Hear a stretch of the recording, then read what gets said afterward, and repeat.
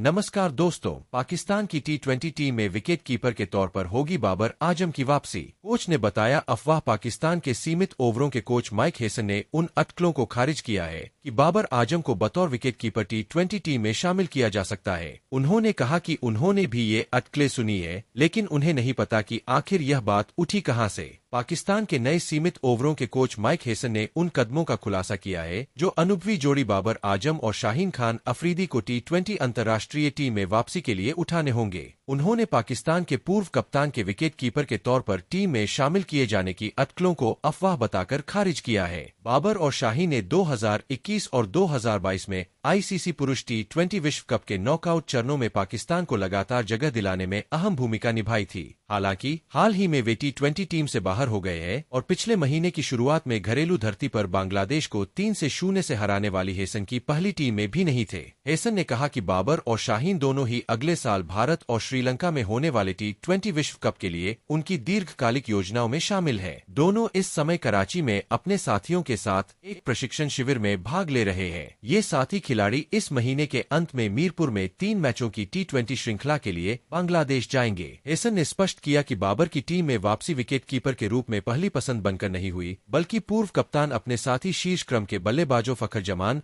और सैम अयूब के साथ सलामी बल्लेबाज के रूप में 2 में से 1 स्थान के लिए प्रतिस्पर्धा कर रहे थे। हेसन ने कहा, सबसे पहले बाबर आजम को विकेट कीपिंग के विकल्प के रूप में नहीं देखा जा रहा है। पता नहीं यह कहां से आया, लेकिन मैंने यह अटकलें सुनी है। बाबर इस समय सलामी बल्लेबाजों में से एक के लिए प्रतिस्पर्धा कर रहे हैं, लेकिन जाहिर है कि इस समय हमारे पास फखर और सैम दोनों ही इन 2 भूमिकाओं में है, इसलिए वह इसके लिए प्रतिस्पर्धा कर रहे हैं। टी20 अंतर्राष्ट्रीय क्रिकेट में बाबर का स्ट्राइक रेट 129.81 है, जो फखर 133.49 और अयूब 138.48 से कम है। हेसन ने स्वीकार किया कि इस दाएं हाथ के बल्लेबाज को छोटे प्रारूप में प्रासंगिक बने रहने के लिए अपनी रंग गति बढ़ाने की जरूरत है। हेसन ने कहा, इसमें कोई शक नहीं कि टी20 क्रिकेट में स्ट्राइक रेट महत्वपूर्ण है, लेकिन आपको इसे रनों की संख्या के साथ जोड़ना होगा। टी20 क्रिकेट में हमारी रैंकिंग इतनी कम होने का एक अच्छा कारण है क्योंकि बल्लेबाजी के लिहाज से हमारा स्ट्राइक रेट उतना अच्छा नहीं है। हमने पिछली सीरीज में निश्चित रूप से कुछ बदलाव किए ताकि हम क्रिकेट का एक विस्तृत खेल खेल सके और शायद बाकी दुनिया के साथ बराबरी कर सके, क्योंकि आधुनिक खेल ऐसा ही है। बाबर उन कई लोगों में से एक है जिनमें ये सुधार करने की क्षमता है और मैं उनके साथ काम करने और उनकी मदद करने के लिए यहाँ हूँ। पिछले 1-2 महीनों में उन्होंने कुछ बहुत अच्छे बदलाव किए हैं। यह सिर्फ 125 से 150 तक जाने की बात नहीं है, बल्कि आप जो दे सकते हैं उसे बढ़ाने की बात है, क्योंकि हम बल्ले से अक्सर 30 से 40 रन कम बनाते हैं, इसलिए हमें इसे हासिल करने का कोई रास्ता निकालना होगा। हेसन ने यह तो नहीं बताया कि वह अफरीदी से किन क्षेत्रों में सुधार चाहते हैं, लेकिन उन्होंने सुझाव दिया कि इस बाएं हाथ के गेंदबाज को सफेद गेंद से बेहतर प्रदर्शन करने की जरूरत है।